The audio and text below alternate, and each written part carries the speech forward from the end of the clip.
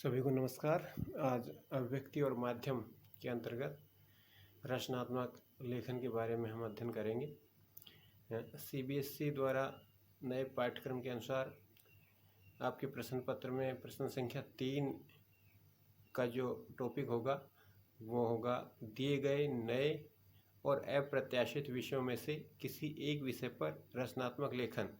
यह प्रश्न एक निबंधात्मक प्रकृति का होगा और इसमें आपके आंतरिक विकल्प भी दिए हुए होंगे और कुल अंक जो इस प्रश्न का होगा वो 5 होगा। तो अप्रत्याशित लेखन क्या होता है, इसको लिखने के लिए हमें किन किन बातों का ध्यान रखना आवश्यक है, इसके बारे में ही इस वीडियो में हम चर्चा करेंगे। अप्रत्याशित विषय पर रचनात्मक लेखन। तो सबसे पहले हम अप्रत्याशित शब्द के बारे में जानते हैं। यह शब्द धन प्रति धन आशा धन इत से बना है, अर्थात जिसकी आशा न की गई हो। ऐसे विषय जिसकी आपने कभी आशा भी न की हो उस पर लेखन कार्य कराना ही अप्रत्याशित विषयों पर लेखन कहलाता है। उदाहरण के लिए समझिए, जैसे आपके घर में रखी कोई पुरानी वस्तु है और उसके बारे में आपसे लिखने के लिए कहा जाता है, तो जाहिर सी बात है ऐसे लेखन की आपने कभी आशा नहीं की होगी। और साथ ही इसमें प्रत्येक लिखने वाले के स्वभाव, उसकी जानकारी पर निर्भर करता है कि वह उस वस्तु को लेकर किस दृष्टिकोण से अपने विचार प्रकट करता है। तो इसमें लेखन की पूरी आज़ादी लेखक के पास होती है। अब प्रश्न उठता है कि पारंपरिक और अप्रत्याशित विषयों में अंतर क्या है। तो पारंपरिक विषय वो विषय होते हैं जो किसी मुद्दे, विचार, घटना आदि से जुड़े होते हैं और अधिकतर सामाजिक राजनीतिक विषय ही पारंपरिक विषय के अंतर्गत आते हैं। इसमें आप अपनी व्यक्तिगत राय को उतनी तवज्जो न देकर सामूहिक विचार पर जोर देते हैं। तो परंपरागत लेखन में आपको अपने विचार प्रकट करने का बहुत अधिक समय नहीं मिलता है, लेकिन जब आप अप्रत्याशित विषय पर लेखन कार्य करते हो तो उसमें आपके विचारों को प्रधानता दी जाती है कि किसी विषय विशेष पर आपका दृष्टिकोण या आपका नज़रिया क्या है। जबकि अप्रत्याशित विषयों पर लेखन में आपके अपने निजी विचार होते हैं। तो देखिए, लेखन की जब हम बात करते हैं तो आपको ज्ञात है कि साहित्यिक लेखन होता है, जिसमें आप अपनी पाठ्य पुस्तकों में पढ़ते हो, कहानियाँ लिखी जाती है, निबंध लिखे जाते हैं, एकांकी, नाटक और कविताएं आदि लिखी जाती है। दूसरा जो लेखन कार्य है वह पत्रकारीय लेखन होता है, जिसमें समाचार लिखे जाते हैं, आलेख और फीचर जैसी विधाएं इसमें शामिल है।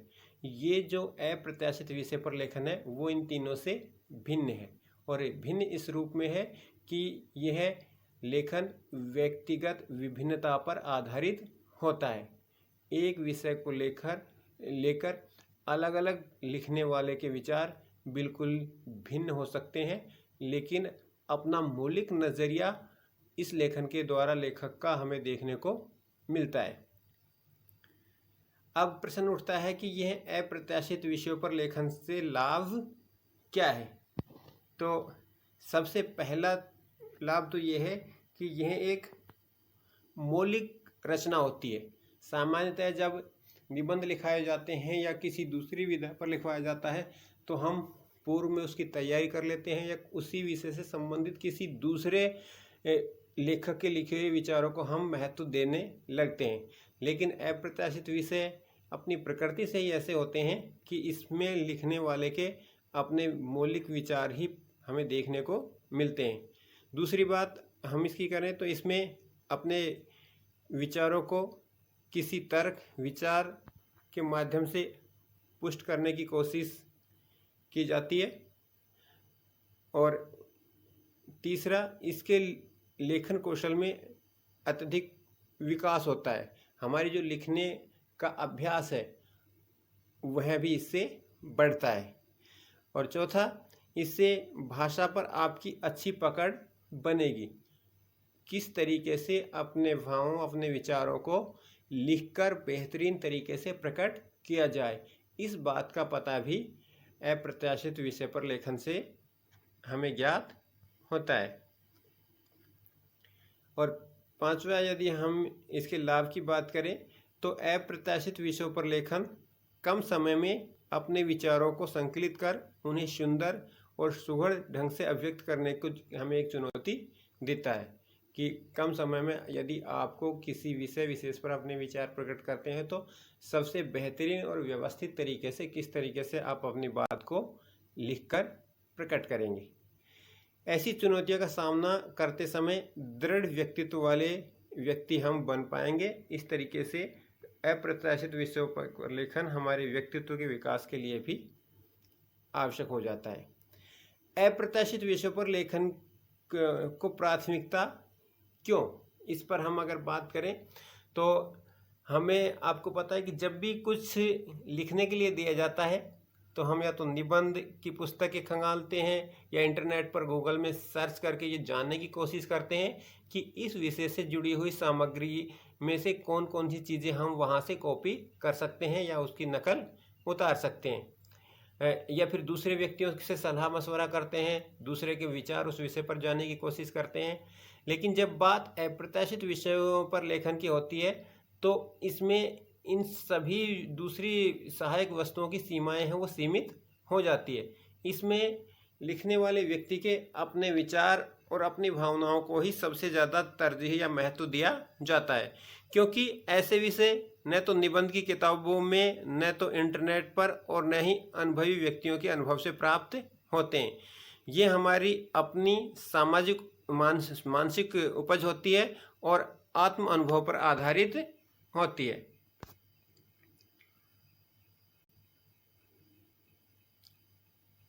ये है फिर वही दोहराव आ गया यहाँ पे कि अप्रत्याशित विषयों पर लेखन को प्राथमिकता क्यों दी जाती है। और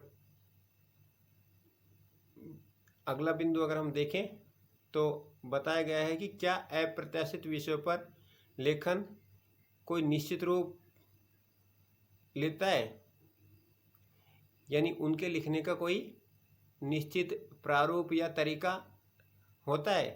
तो अप्रत्याशित विषयों पर लिखने की कोई निश्चित शैली या कोई निश्चित प्रारूप नहीं होता। आप या लिखने वाला जो भी लेखक है वह अपने विचार को अपने अनुभव, अपने तर्क, सिद्धांत, समाज, स्थान, काल और पात्र के आधार पर शब्दों के माध्यम से व्यक्त कर सकता है। वो अपनी इच्छा के अनुसार कभी संस्मरण शैली का प्रयोग कर सकता है, कभी निबंध शैली का, कभी रेखा चित्र शैली का, कभी कहानी शैली का, या कभी यात्रा वृत्तांत शैली का उपयोग कर सकता है। इसी तरह अप्रत्याशित विषयों पर लेखन के विषय भी कुछ भी हो सकते हैं। जैसे आपके घर में दीवार पर टकी हुई कोई दीवार घड़ी, या बारिश में बिन छतरी के निकलना, 3 घंटे का अकेलापन, दिव्य शक्तियाँ, और मैं, फर्ज कीजिए आप तिलचट्टे हैं, या सभी पेड़ बोलने लगे, या धारावाहिकों में स्त्री, समुद्र किनारे आप और आपकी यादें, ये सारे के सारे विषय हैं वो अप्रत्याशित विषय के लेखन के अंतर्गत समाहित हो सकते हैं। तो कहा जा सकता है कि ऐसा कोई विषय नहीं है जिस पर अप्रत्याशित लेखन न किया जा सके, और किसी को भी विषय बनाकर लिखा जा सकता है, और इसमें प्रत्येक लेखक के विचार किसी दूसरे लेखक से पूर्णतः भिन्न हो सकते हैं, या उनके लेखन का नज़रिया अलग हो सकता है। अब अगर नियमों की बात करें तो अप्रत्याशित विषयों पर लेखन के नियमों के अंतर्गत हम देखेंगे कि इसमें आत्मकथात्मक जो शैली होती है लेखन की, उसको सबसे ज़्यादा महत्व दिया जाता है।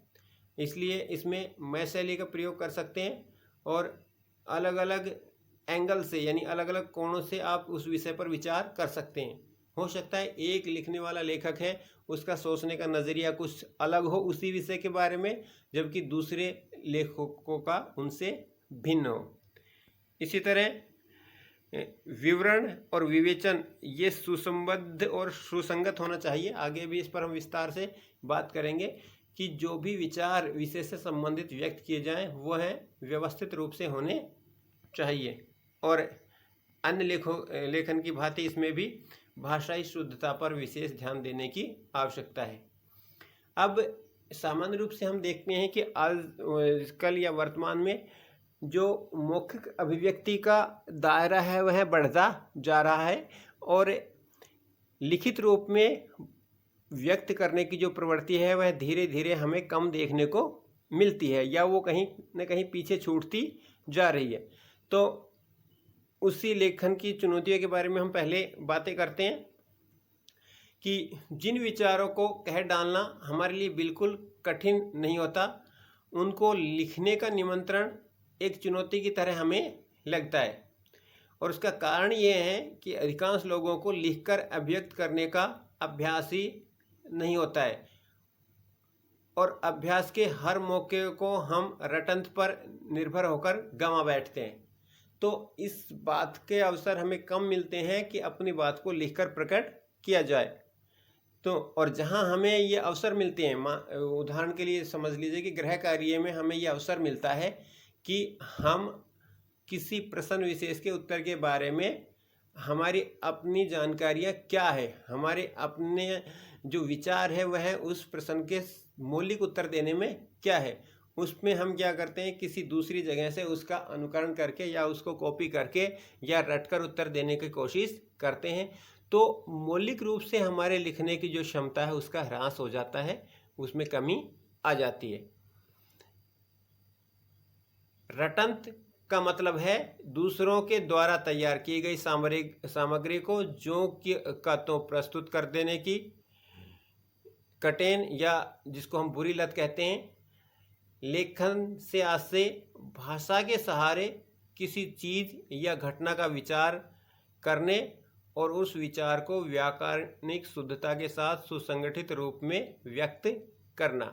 तो ये बताया है कि रचनात्मक लेखन में किन बातों का आपको ध्यान रखना चाहिए। और जो एक बुरी प्रवृत्ति है कि जैसा आपने पढ़ा है, जैसा दूसरों का देखा है, जैसा आपने रटा है उसी को आप पुनः लिख डालते हैं, जिसमें कहीं पर भी कोई मौलिकता नहीं होती।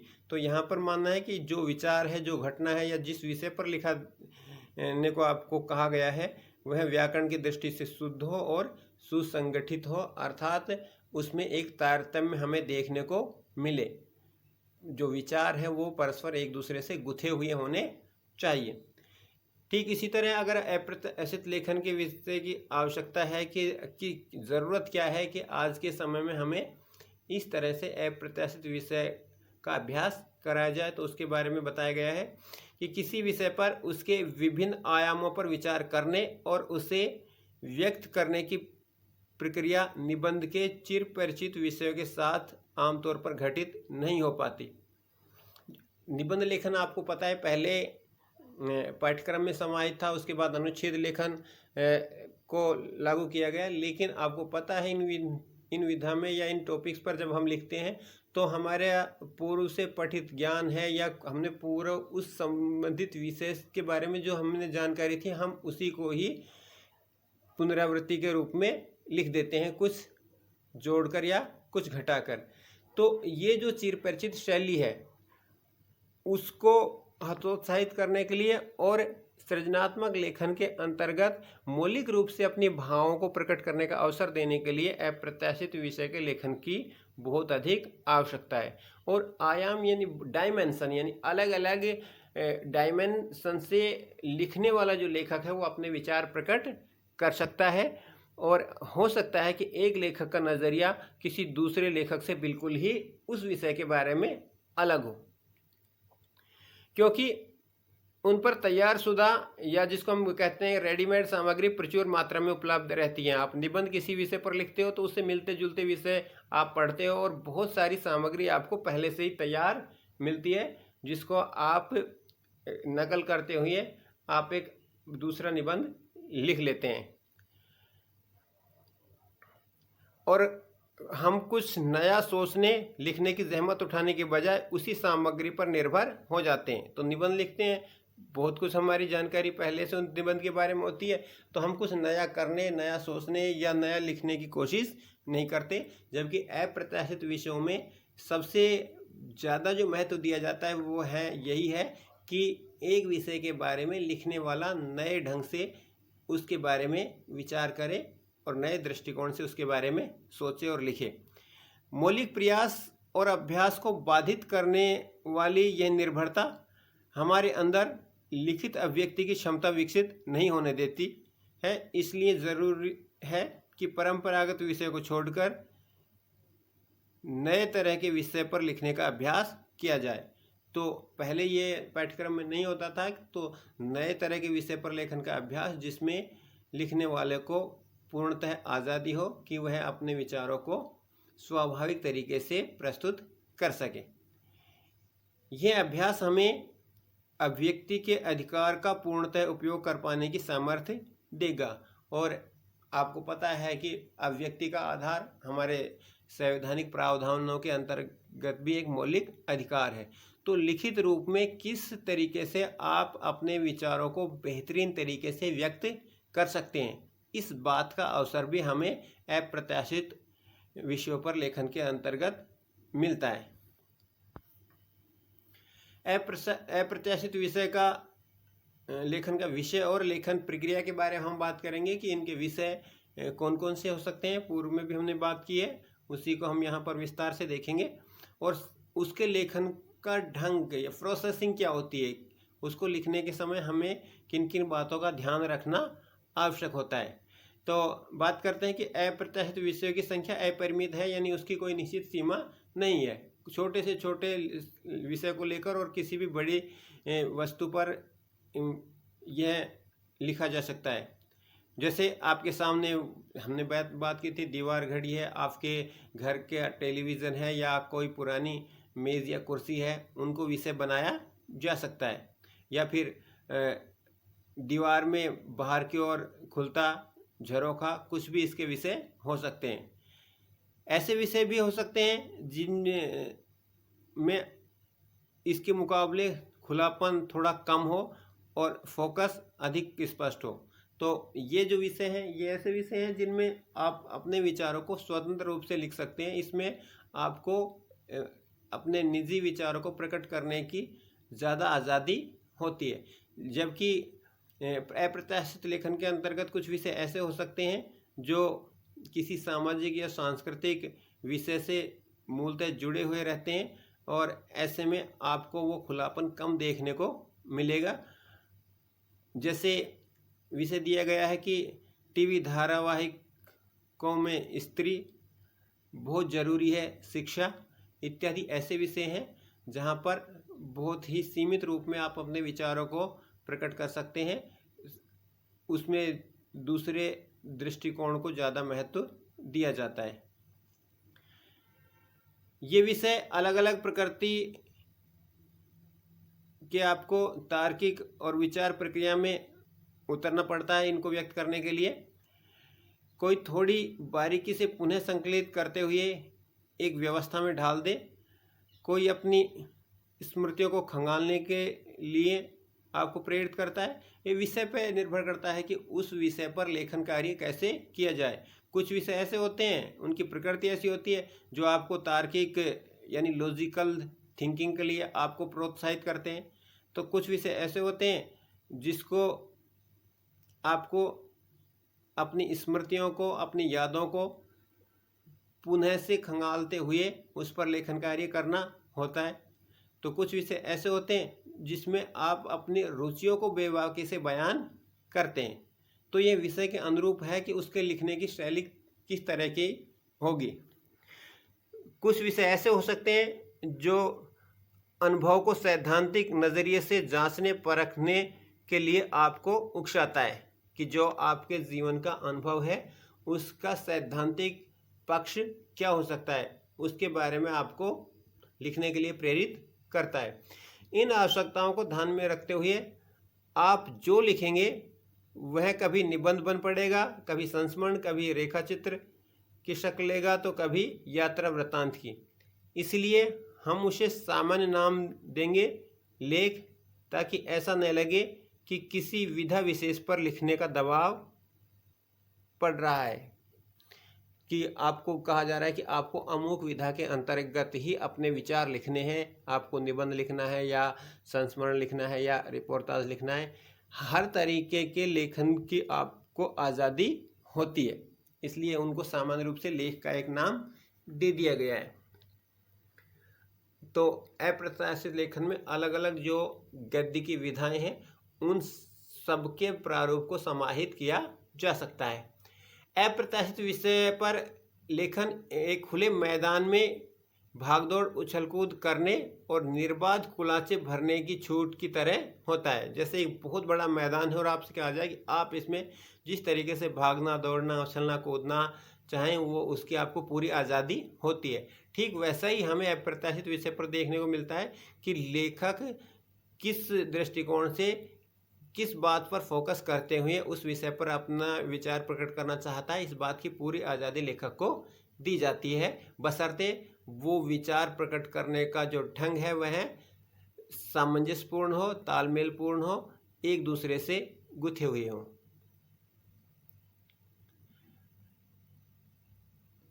दिए गए विषय के साहचर्य से जो भी सार्थक और सुसंगत विचार हमारे मन में आते हैं उन्हें हम यहाँ व्यक्त कर सकते हैं। तो विषय पर जब आप विचार करते हो तो जो भी सार्थक यानी जो भी विचार है वो आपको मीनिंगफुल होने चाहिए, और सुसंगत है मतलब विचार एक दूसरे से जुड़े हुए हों, परस्पर एक दूसरे से संबंधित हो, अतार्किक न हो। जैसे टीवी धारावाहिक में स्त्री बहुत जरूरी है, शिक्षा जैसे विषयों पर लेखन करते समय विचार प्रवाह को थोड़ा आपको नियंत्रित रखना पड़ता है। किसी भी विषय का एक ही व्यक्ति के जहन में कई तरीकों से सोचने की प्रवृत्ति होती है। हर एक व्यक्ति का सोचने का अपना आयाम होता है, डायमेंशन होती है, और वो उसी के आधार पर अपने विचारों को प्रकट करता है। किसी भी विषय पर एक ही व्यक्ति के जहन में या मस्तिष्क में कई तरीके से सोचने की प्रवृत्ति होगी। इस स्थिति में सबसे पहले जब आप ये अप्रत्याशित विषय पर लिखना शुरू करते हैं तो 2-3 मिनट ठहरकर यह तय कर ले कि उनमें से किस कोण पर आपको अपने विचारों को विस्तार देना है। यानी आप जो लिखने जा रहे हैं उस लिखने का आपका एंगल क्या होगा, ये निश्चित करने के बाद ही आप उस पर लिखना शुरू करें। यह तय कर लेने के बाद एक आकर्षक सी शुरुआत करें। आपकी शुरुआत हर दूसरी विधाओं की तरह अट्रैक्टिव होनी चाहिए। यह शुरुआत निर्वाह योग्य हो, अर्थात जो कुछ भी लिखा जाए वह सुसंबद्ध और सुसंगत रूप से पिरोना मुमकिन हो। हर विधाओं में ज़रूरी है कि जब आप अपनी बात किसी विषय पर कहना शुरू करते हैं तो वह उसमें एक धारा प्रवाह होना चाहिए, उसमें एक संगतता होनी चाहिए। आपके पहले के विचार आपके आने वाले विचारों से जुड़े हुए होने चाहिए। शुरुआत से विषय को कैसे सिलसिलेवार आगे बढ़ाना है इसकी रूपरेखा जहन में होनी चाहिए। यही सुसंबद्धता लेखन का बुनियादी नियम है कि आपने शुरुआत की है तो शुरुआत से धीरे धीरे करके किस तरीके से विचारों को आगे बढ़ाते हुए उसको उनके कंक्लूजन या उसके उपसंहार तक लेकर जाना है। इसकी एक स्पष्ट रूपरेखा आपके जहन में होनी चाहिए और उसी के आधार पर आपको अपनी बातें कहनी है। विवरण विवेचन में सुसंबद्ध होने के साथ साथ उसका सुसंगत होना भी अच्छे लेखन की विशेषता है। सुसंबद्ध मतलब विचार एक दूसरे से बंधे हुए हों, और सुसंगत से आशय है कि आपकी बातें दिए हुए विषय से संबद्ध ही होनी चाहिए। अनर्गल या व्यर्थ की बातें आप इस लेखन के दौरान नहीं कर सकते। जो विषय दिया गया है किसी न किसी रूप में आपकी बातें उसी से जुड़ी होनी चाहिए। कही गई बातें न सिर्फ आपस में जुड़ी हुई हो बल्कि उनमें तालमेल भी हो। उनमें आपस में एक तालमेल होना चाहिए कि किस तरह से बात की कोई शुरुआत करनी है, किस तरीके से आगे बढ़ाना है और किस तरह उसको अंत तक लेकर जाना है।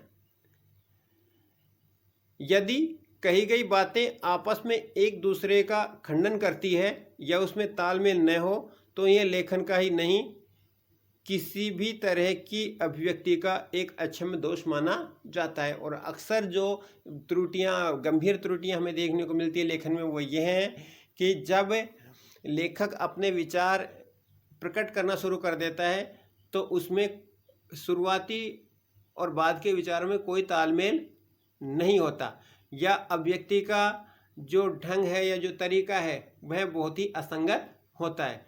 तो कहता है कि यदि इस तरीके का दोष आप इस तरह अप्रत्याशित लेखन के विषय में करते हो तो यह अक्षम्य है, अर्थात जब यह गलती आप करोगे तो निश्चित रूप से आपके अंकन पर इसका प्रभाव पड़ेगा।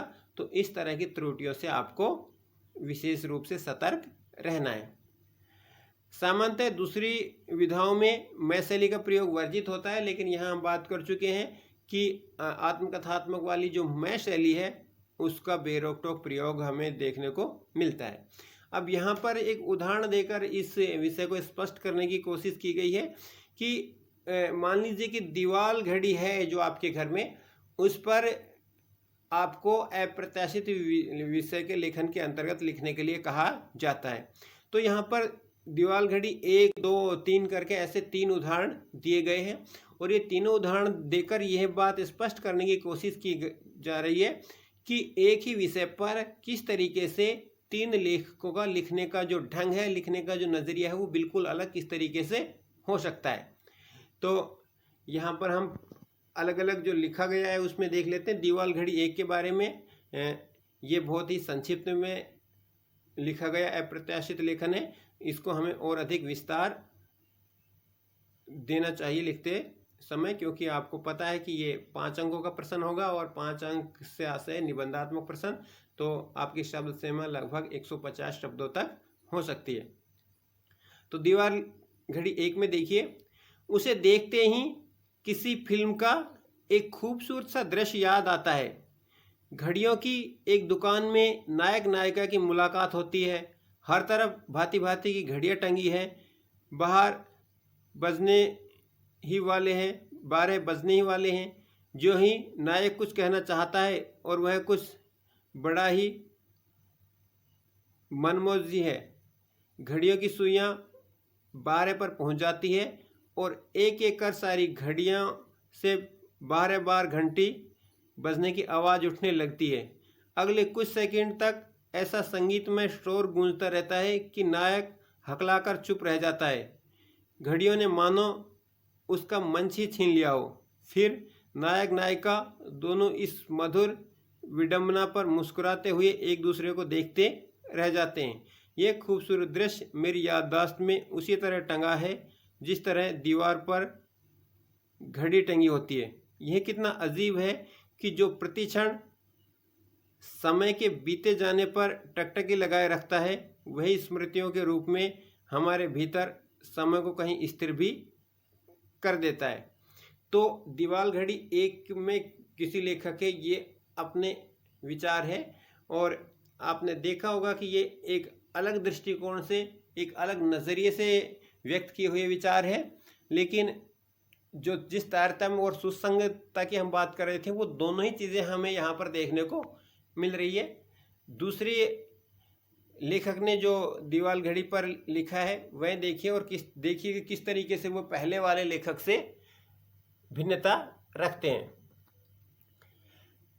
वह मेरे ठीक सामने है, एक साफ सुथरी दीवार पर कील के सहारे टंगी हुई है। कील दिखती नहीं, इसका मतलब यह है कि कील पर उसके टंगे होने का कोई प्रत्यक्ष प्रमाण उपलब्ध नहीं है, लेकिन शास्त्रियों ने तो तर्कसंगत अनुमान को भी प्रमाण की ही श्रेणी में रखा है। इसलिए तर्क पर आधारित यह अनुमान बिल्कुल निरापद है कि घड़ी कील के सहारे टंगी है। वह अपनी जगह बिल्कुल स्थिर है। पता नहीं कब से लेकिन चल रही है। उसके कांटों में एक अनवर्त चक्रीय गति है। चक्र या वृत्त की न कोई शुरुआत होती है न उसका अंत होता है। इस तरह इन कांटों की चक्रीय गति हमें बताती है कि समय अनादि अनंत है। घड़ी के चक्र में हर थोड़ी थोड़ी दूरी पर जो लकीरें हैं वे समय के कृत्रिम खंड ही नहीं, वे हमें बताती है कि हर इंसान का, हर चीज़ का और हर काम का अपना समय होता है। वह शुरू भी होता है और ख़त्म भी। याद आता है कौन बनेगा करोड़पति का वह छोटा सा बहुचर्चित जुमला, तो आपका समय शुरू होता है अब। तो ये देखिए जो दूसरे उसी विषय पर दीवाल घड़ी पर दूसरे लेखक के विचार हैं वो बिल्कुल भिन्न है। उनके लिखने का जो तरीका है वह अलग है और उन्होंने एक अलग ढंग से ही इस विषय पर सोचा है। लेकिन वही सुसंबद्धता और संगतता जो हम मानते हैं कि अप्रत्याशित लेखन के लिए जरूरी है वह यहाँ पर भी हमें देखने को मिल रही है, भले उसके विचार पहले लेखक से बिल्कुल अलग रहे। इसी तरह हम देखते हैं कि तीसरा जो लेखक है उसने भी दीवार घड़ी पर लिखा है, लेकिन वह पहले दोनों लेखकों से अलग है। वह मेरे ठीक सामने है, एक साफ सुथरी दीवार पर कील के सहारे टंगी हुई, बिल्कुल स्थिर अपनी जगह पर, पता नहीं कब से पर लगातार चल रही है। हिंदी में टिक टिक टिक टिक और अंग्रेजी में टिक टॉक टिक टॉक। उसे अंग्रेजी या हिंदी नहीं आती, पर दोनों तरह के भाषाभाषी उसकी पदचाप को अपने अपने तरीके से सुनते हैं, ठीक वैसे ही जैसे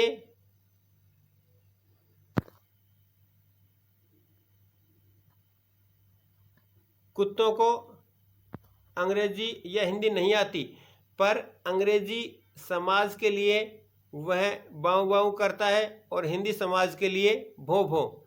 टिक टिक या टिकटॉक की पदचाप के साथ लगातार चलायमान ये घड़ी सामने की दीवार पर एक खूबसूरत सी बिंदी के समान दिख रही है। कमरे के चारों दीवारों पर कहीं भी और कुछ भी नहीं है, न कोई पेंटिंग न कैलेंडर। भले ही इस घड़ी की सुइयां मेरी कलम के आकार से ज़्यादा बड़ी न हो, बस एक चीज़ अखरती है, लगाने वाले ने उसे ऐसी जगह लगाया है कि उसे देखो तो खिड़की की तरफ पीठ करनी पड़ती है। काश ऐसा न होता। तो ये 3 नमूने दिए गए हैं 3 लेखकों के द्वारा किसी एक विषय पर लिखने के लिए, और हम देखते हैं कि तीनों एक दूसरे से पर्याप्त भिन्नता लिए हुए हैं, लेकिन सुसंगतता हमें यहाँ पर देखने को मिलती है और अप्रत्याशित लेखन की कसौटी पर ये तीनों ही नमूने हैं वो खरे उतरते हैं। इन नमूने में अगर हम पहले वाले दीवाल घड़ी 1 जो हमने पढ़ा उसकी हम बात करें तो वो पूरा का पूरा जो लेखन था वो स्मृति पर आधारित था। दीवाल घड़ी को देखकर जो यादें मन में उभर आई उन्हें लेखक व्यवस्थित रूप से व्यक्त कर रहा है। इसी तरह जो नमूना 2 था दीवाल घड़ी पर लेखन का, वो बिल्कुल ही एक दार्शनिक अंदाज में अपनी बातों को व्यक्त करता है। यहाँ लेखक घड़ी को देखता है और रोज़मर्रा की छोटी मोटी चीज़ों से ऊपर उठकर कुछ ऐसे गंभीर प्रश्न उठाता है जो उस घड़ी के साथ एक पतले धागे की तरह जुड़े हुए हमें प्रतीत होते हैं। इसी तरह ये तीसरा लेखन है, इसमें यह नमूना पूर्णतः अवलोकन पर आधारित है, जिसमें सामने टंगी दीवाल घड़ी की खूबसूरती, गति, आवाज़, टंगे होने का अंदाज ये टिप्पणी के विषय बन पड़े हैं। तो अलग अलग दृष्टिकोण से लेखन के बावजूद भी यह लेखन की कसौटी पर तीनों ही नमूने हैं वो खरे उतरते हैं। इसी तरह यदि किसी ज्वलंत सामाजिक सांस्कृतिक किसी प्रश्न पर आपको अप्रत्याशित लेखन के लिए कहा जाए तो इसमें आपकी निजी अनुभूतियों को कम स्थान दिया जाएगा और उस विषय की जो पृष्ठभूमि है उससे संबंधित जो विविध तथ्य है उसको आपको जरूर लिखना पड़ता है। जैसे जातिवाद का जहर है या समकालीन भारतीय नारी है, ऐसे विषय पर आपके अपने विचार प्रकट करने की सीमाएं होती है। पर लिखना हो ऐसे विषय पर तो आप तथ्य और उसके विश्लेषण प्रस्तुत करने की पद्धति अपना सकते हैं, यानी आपको फैक्ट्स देने पड़ेंगे और उन फैक्ट्स का एनालिसिस भी करना पड़ेगा। किसी प्रवृत्तिवाद या विचारधारा पर लिखना हो तो उसके गुण अवगुण पर तर्कपूर्ण विचार आप प्रकट कर सकते हैं।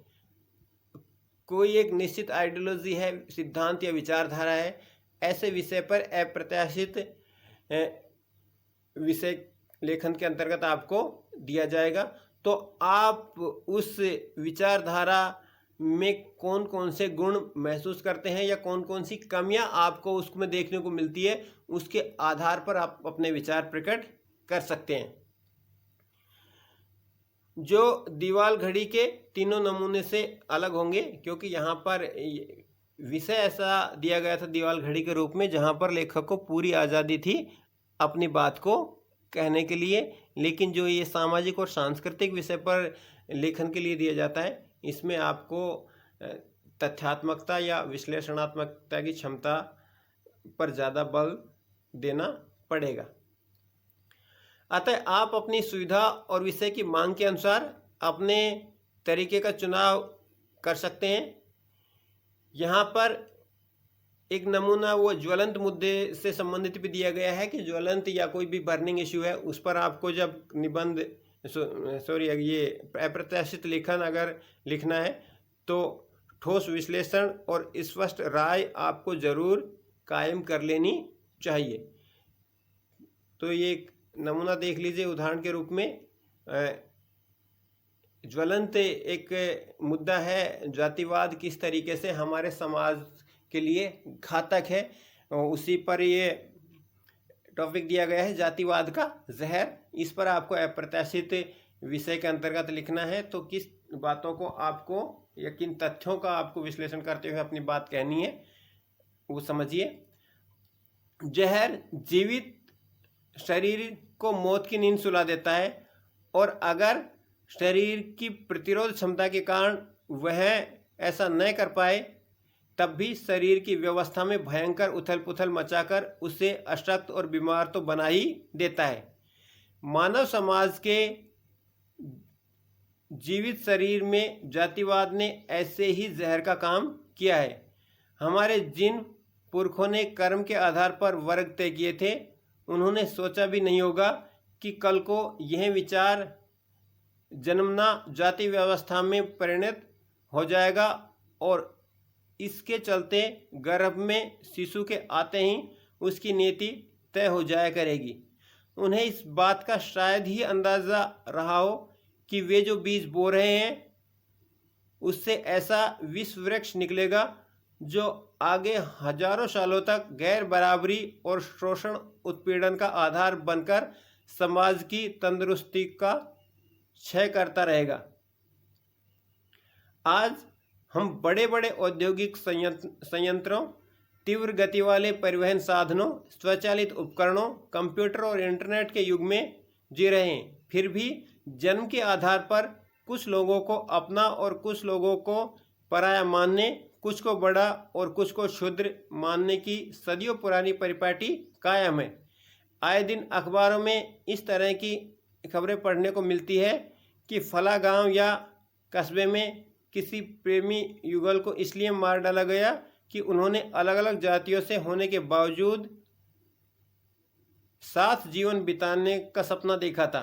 ऐसी खबरों का दोहराव होने में भी ज़्यादा अंतराल नहीं आता है कि किसी गांव में एक जाति विशेष के टोले पर दूसरी जाति के लोगों ने हमला कर दिया और महिलाओं, बच्चों समेत बड़ी संख्या में लोग मारे गए। जिस तरह शरीर में प्रवेश करने वाला जहर धमनियों में दौड़ते खून की मदद से अंग प्रत्यंगों पर तक पहुंच जाता है, वैसे ही जातिवाद का जहर समाज के हर अंग को अपनी जकड़ में ले चुका है। पर इस समाज की जिजीविका अद्भुत है। वह इस जहर को परास्त करके ही रहेगा, क्योंकि इसे जीना है और वह भी तंदुरुस्त रहकर, घिसट घिसट कर नहीं। जातिवाद से फायदा उठाने वाले लोग मुट्ठी भर हैं और उसका नुकसान झेलने वाले बहुसंख्यक। इस बात को समझने के संकेत हिंदुस्तान की जनता देने लगी है।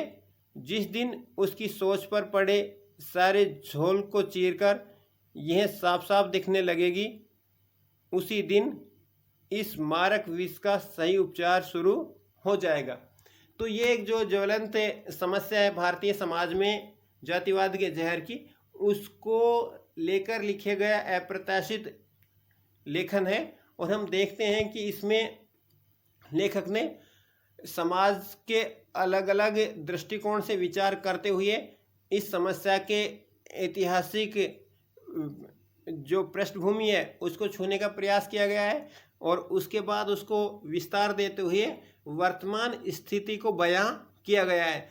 और अंत में इसकी जो समाप्ति हुई है वह एक आशावादी दृष्टिकोण के साथ हुई है कि भले ही आज जातिवाद की जो ये व्यवस्था है, जातिवाद का जो ये जहर है, वो भले ही हमारे समाज में पसरा हुआ है, लेकिन जैसे जैसे शिक्षा का प्रसार होगा, जैसे जैसे लोगों की चेतना शक्ति का विस्तार होगा, वैसे वैसे समाज से ये जहर खत्म होता चला जाएगा। इसी आशा के साथ उन्होंने अपने इस लेखन को समाप्त किया है। तो आप भी जब ऐसे विषय पर लिखते हैं तो इसमें ध्यान रखेंगे कि हमेशा एक पॉजिटिव, एक सकारात्मक विचार या दृष्टिकोण के साथ ही आपको उस विषय का लेखन को समाप्त करना है। अतः स्पष्ट है कि अप्रत्याशित विषय पर लेखन करते समय विषय की जो मांग है उसके अनुरूप किसी भी शैली में या किसी भी विधा के प्रारूप का प्रयोग किया जा सकता है, लेकिन सबसे बड़ी शर्त यह है कि आपका लेखन व्यवस्थित हो, विषय वस्तु के इर्द गिर्द सीमित हो और उसमें भाषा ही शुद्धता हमें देखने को मिले। यानी आपकी अभिव्यक्ति में वर्तनी या वाक्य विन्यास की दृष्टि से कोई दोष नहीं होना चाहिए। धन्यवाद।